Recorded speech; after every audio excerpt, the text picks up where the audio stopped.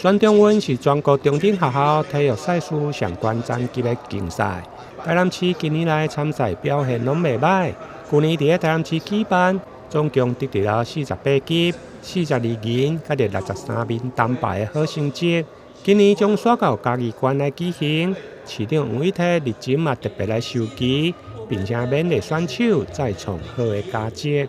今年的全中運的主辦是我們的隔壁嘉義縣。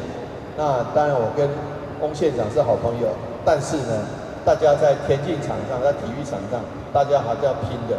所以今天特別為我們台南市的參加全中運的各位最優質的選手最棒的選手來加油打氣，並且授旗。那我們去年的成果48金、42銀、63銅，總共153面獎牌，創歷年來最多的獎牌數。那今年呢，我想這嘉義很近了，那大家一定這個要把這個去年的成績要好，還要更好。